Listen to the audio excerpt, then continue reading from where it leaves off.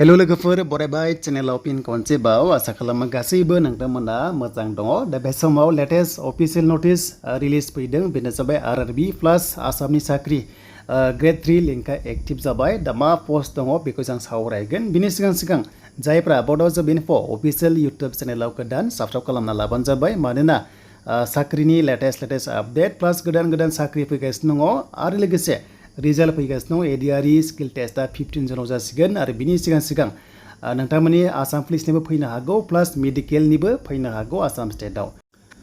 दा नाय गोबांथार साख्रि दङ खालि आसाम स्टेट नङा सेन्ट्रेल साख्रिखौ माने एप्लाइ खालामनांगौ जोंनि स्टेटफ्रा फ्राय खालामा दा जोङो स्टेटनि साख्रिखौ नायबावनोसै बेनो जाबाय जायफ्रा इन्ट्रेस्टेड दङ ASRLM आव एप्लाइ जागासिनो लिंकआ एक्टिभ जाबाय बिनि लास्ट डेट 16 जुन बेखायनो जों मा खालामनांगोन रेजिस्टार खालामनांगोन आरो बिनि बागै गासैबो क्राइटेरिया भिडिअ दङ डिस्क्रिप्शनाव चेक खालामदो मा नांगौ फरायनाया गासैबो दङ 190 भेकेन्सि बेनो जाबाय ग्रेड 3 दा बेनि साख्रिया बबेयाव जायो होनोबा बेनो जाबाय ASRLM अफिस थायो ब्लक अफिसनि आन्डाराव थ' बिथांमोना मा गोबांथार माने ग्राउन्डनि खामानि मावनाय जायो जेरैहाय ग्रुपनि मेम्बार्सफोरनि एसएसजि मेम्बार्सफोरजोंहाय गोबांथार खामानि जायो डाइरेक्टलि थ' बेखायनो साख्रि इन्ट्रेस्टेड दङबा बेयाव नोंथांमोना मावनो हागोन नाथाय बे साख्रिया कन्ट्रेक्चुवेल जब अब्लाबो दायो मोनसे मोजां बाथ्रा बेनो जाबाय 60 इयार्ससिम गोबांथार नाजानायखौ खोनादों दा जियानो जा सिङावहाय मा जादों बेखौ मिन्थिया बाट 60 इयार्ससिम मावनो मोनसिगोन बेबादि गोबांथार सर्सआव मोनदोंमोन देन बेखौ नेक्स्टआव नोंथांमोना मोनसिगोन जेब्ला साक्सेस जायो दा जियानो जा बिनि लास्ट डेटआ 16 जुनसिम थ' नोंथांमोना जायफ्रा खालामनो गोसो दं खालामदो नाथाय बेयाव क्राइटेरिया नायनोबा गासिबो डिस्क्रिप्शनाव भिडिअ दङ स' दायो बेनो जाबाय आरआरबिनिफ्राय गोदान अफिशियेल नोटिस रिलिज खालामबाय जायफ्रा NTPC एग्जाम होगोन गोबांथार मोजां साख्रि दङ आरआरबिनि आन्डाराव जेरै डिग्री पासनि गोदान अफिशियेल नोटिस फैदों प्लास आन्डार ग्रेजुवेट माब्ला जागोन बेखौबो सावरायगोन